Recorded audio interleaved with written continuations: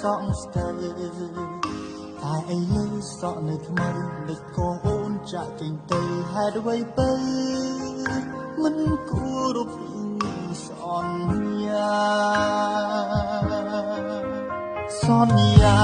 ថាមកលោកស្រីមានរឿងអ្វីក៏មិនចោលគ្នាតែឥឡូវបងនៅរូបដឹកក៏អូនលេងគេផ្ទះទុកបងចោលឲ្យនៅកុំព្រាតែម្នាក់ឯងវិលវិញមកតសន្យាស្រីមកមិនយកទៅវិ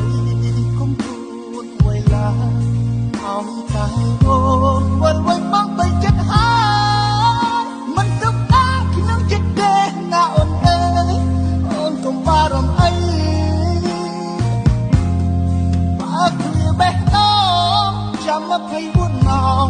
ចាំអូនមកស្នាក់ថ្នមបងសាជាថ្មីស្រឡាញ់គ្នាម្ដងទៀតឲ្យយូរណាស់ថ្លៃយូររហូតខ្លាចជាតើយាយក៏មិនបែកគ្នាដែរ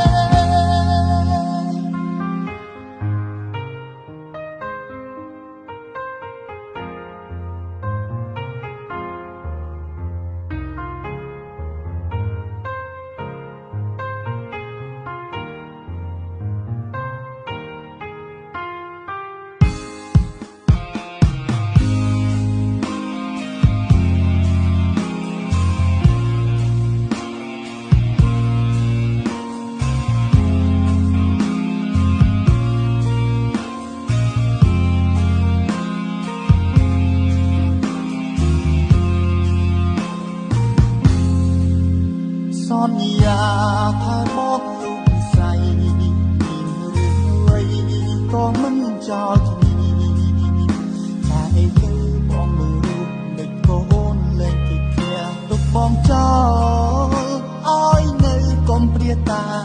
ម្នាក់ឯងវិលវិញមកតសន្យាស្រីមកមិនយកទៅវិញកុំព្រួតវេលា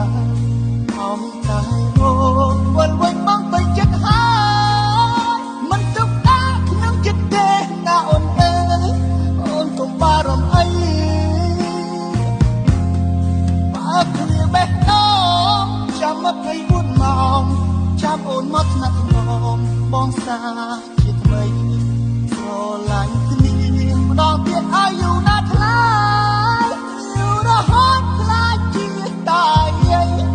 ក៏មិនបែកគ្នាដែរសង្ឃឹមត្រឹមចង់ក្រចោថាអូនបកក្របងវិញបងនៅចាំបើគ្រាបេះដូងចាំ24ម៉ោងចាំអូនមកស្នាក់ថ្នមបងសា